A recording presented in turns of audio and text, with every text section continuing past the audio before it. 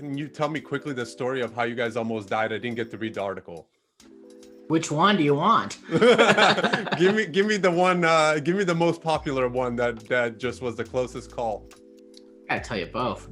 Okay, go for it. So Ben, I can let you take over, but for some context, when we started the company in 2016, we were just like Facebook Messenger bots. Any business can use Octane.ai without code to build a Facebook Messenger bot, and there's a lot of different use cases for that. We weren't focused on a specific vertical.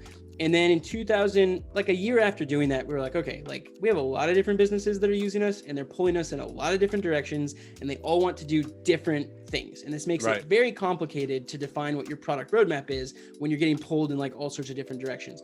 So we evaluated, we're like, okay, we need to focus on one core vertical that we know we can provide an ROI positive solution for. And what we came up with was e-commerce. E-commerce brands already make a tremendous amount of money by doing customer journey automation on email, and bringing them the ability to do that with conversation on things like Facebook Messenger was a no-brainer. So like, okay, we're going to do this. Let's build a Shopify app, work really hard on that. It takes a long time to build a complicated Shopify app, and it takes months sometimes to get approved by Shopify because they're very strict, which is a good thing. And so mid 2018, we have made our Shopify app. We are very proud of our Shopify app.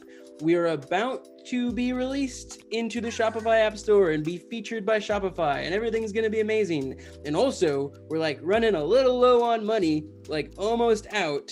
And so we really need the Shopify app to work. Right. And right at that moment, Cambridge Analytica happens.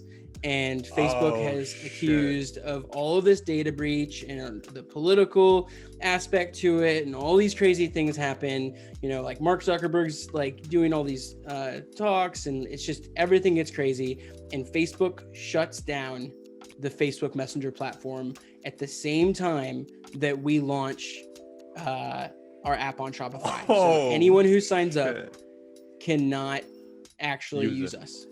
So Ben, you want to go over how bad this got and what we did after that?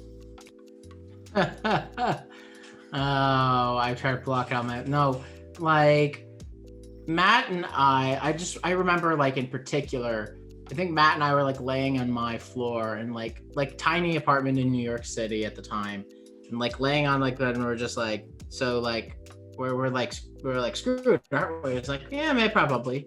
And like we even had a call with like one of our investors, Phil Libin, the founder of Evernote. He just raised a stupid amount of money for his new product. And we had the conversation with him. He's just like, look, guys, if Facebook turns it back on, then we'll be able to do this thing. And if they don't turn it back on, then we'll just shut the company down, and we'll go out for some heavy drinking, and we'll figure out how to do thing in the morning. And it's just like, it was both like reassuring to be like, I'm not mad. It's like, we'll get through it, but also, we're at that point now. Yeah. So we came up with a plan, and we had like some money that was potentially going to come in a couple of months. And we knew that if we could get into Shopify, that we could prove things and like grow the business. And so what we did was we went to our existing investors, from our original rounds, and we're like, look, this is the situation. This is like as truthful as it is. This is what we firmly believe. We firmly believe in Shopify. And so like our proposal is this, if it comes back, if the platform comes back, then you agree now to put in an amount of money, but you don't send it until the platform is back and we can launch a Shopify app. But if it doesn't come back, then you don't send the money. So like zero risk in that way. Right. And to the credit of a lot of our investors, they all like committed, decent amount of money so that we could like build and survive. And we had to make hard decisions too. We had to cut some of the team, which really, really sucked. And we had to, rebuild in some way. But because of that, we're here. And now we're like one of the top apps in the Shopify ecosystem, and have built up like an amazing team of like, we're like 40 at least at this point now. Wow. Amazing. Congratulations to both of you. I mean, that